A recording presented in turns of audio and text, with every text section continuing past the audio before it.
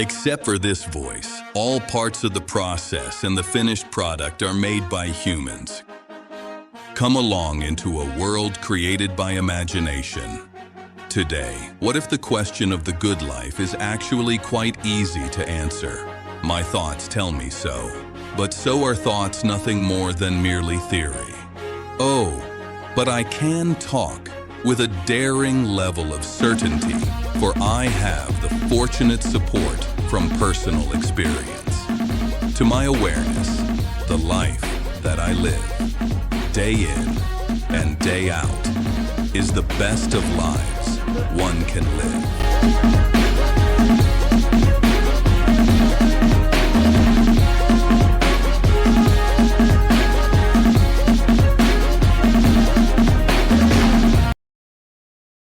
Question of life. What makes it good? We squander and fight hard to reach the end, a state of mind and a place our hope and belief pushes us forward to. Let us call it the Promised Land, a land where life is in its highest form, so great it can no longer be seen from those far below. Whatever this promised land is in your head, whatever your hope directs you to, a question of great magnitude stands imposing. Does this land really exist? Is it such as many say, that a dream is no longer a dream when it is achieved, and therefore, a new dream must be created? For the greatness of the dream is that it is not real. I say you should not conclude so quickly. What we are talking about here is your idea of a great life, not what it actually is. For the truth of the great life exists somewhere out there. We may not know for certain what it is, and we will never know if we actually have found it. But rest assured, through our empirical knowledge, can we thankfully ease our faith over the assumptions that our guess must be better than others.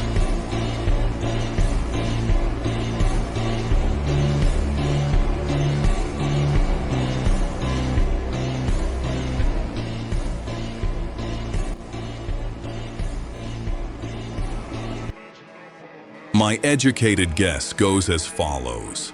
The foundation of the good life rests in your actions and the result of those actions cause. When both elements are optimized, our judgment will end good in both the eyes of the now and those you will have in the future. Continuing, when I use the word action, it does not merely address the physical, but of course our mental ones too. For the time left will I use the word mean instead of action. For when one does actions, they usually expect a result. Therefore, can we see that means includes our intentions of a certain action. The result for the means is the end. Why do we work out? Because we expect the end to be a healthy body. When we combine the words, we get the saying, the means to the end. It is from this simple saying I will tell you what the foundation is for a truly great and enjoyable life.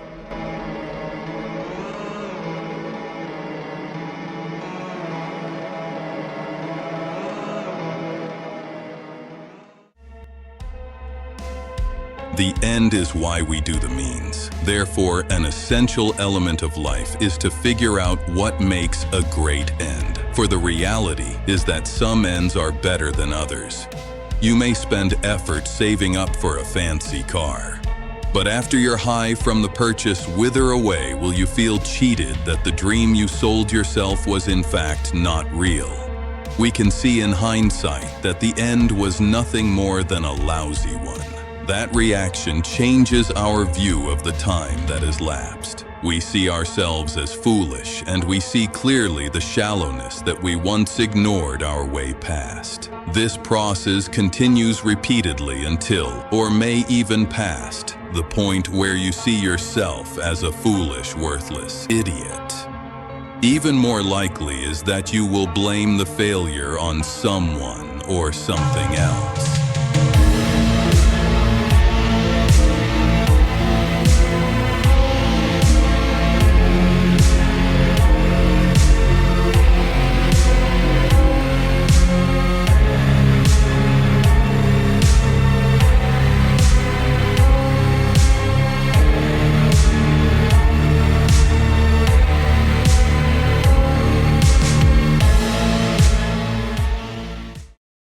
But life isn't so depressing for most of us. For when we sit down old, we cherish back at the time we spend with those we loved. The truth that we can extract from the experiences we have brought up is that a great life requires an end, a purpose, a result, whatever you prefer to call it, that our future selves judge as good. You must act with the future in mind. You have already judged your past ends. Know well that your judgment in the future will most certainly be heavier and thus will carry the utmost dire consequences on your view of yourself.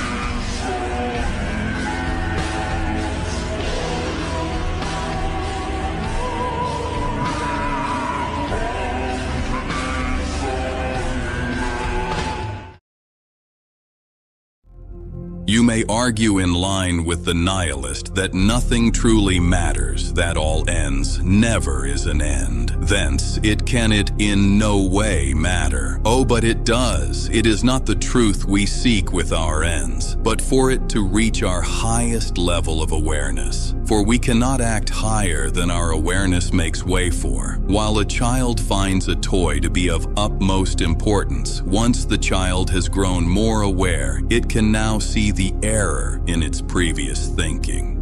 Although it still finds it a joy to play with, his consciousness denies him to see it as an end, so it becomes infertile because of its shallowness.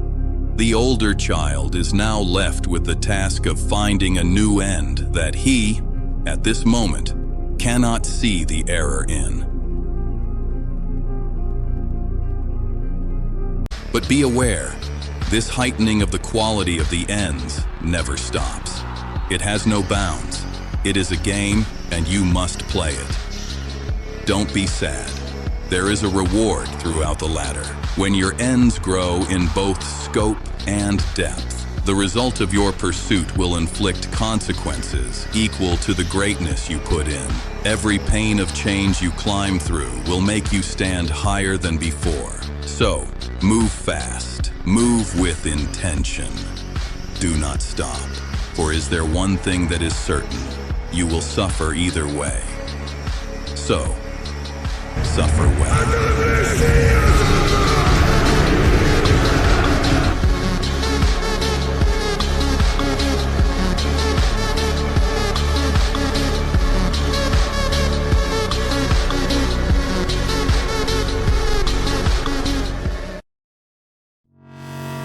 We are now done with the ends.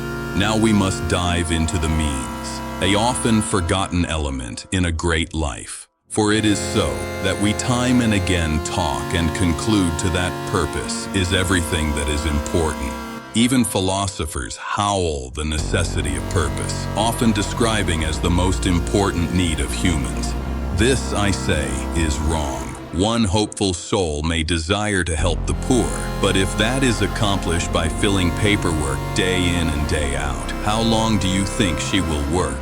Even for the most dedicated mind, their work accompanied by frequent burnout will relentlessly haunt them for eternity. Through the pain and the struggle they have endured, will they regard their life as a sacrificed one? Their life will stand with the martyrs.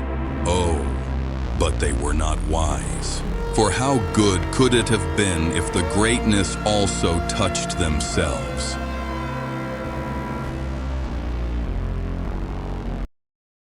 The end must share its place with the means. For though we judge our lives from the future, the current moment is the only time that is alive. In our story of our lives, we may forget the normal days. That doesn't mean they are irrelevant. On the contrary, they are vital. For it is only in the moment we live, not in the past, nor in the future. How we live there and then is the only thing that is important. But forget not, since our now is affected by our memory of the past and our view of ourselves, the ends we chose in the past to pursue is still highly important.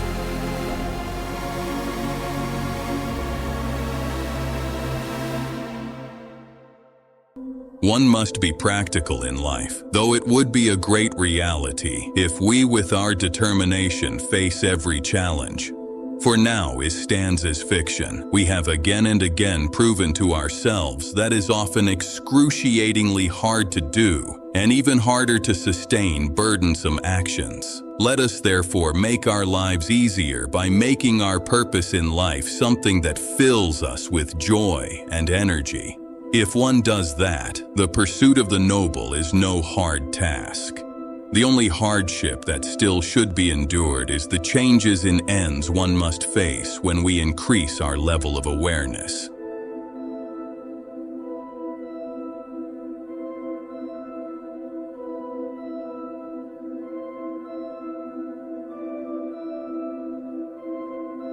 So to conclude, search as far and wide as it is necessary to find a solid end that also is blessed with a means so good in itself, it could easily stand all by itself. And think about how fortunate we are that we live in a reality where living a great life in principle isn't more complicated than that.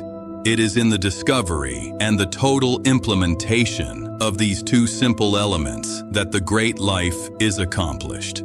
It may be hard to arrive here, it may be hard to sustain it, but mark my words by the ethos of my own experience. When the means and the ends is allowed to grow to its current fullest potential, your life will actually feel like the dream. You have finally entered heaven.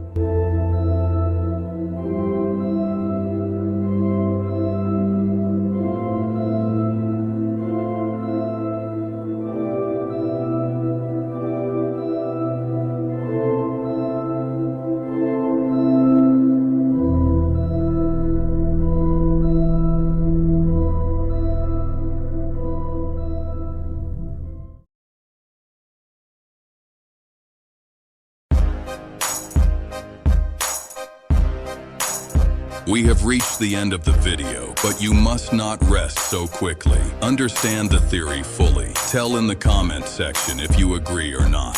In any case, it has been an honor having you as a watcher of the Dichotomy of It All channel. Please like and subscribe.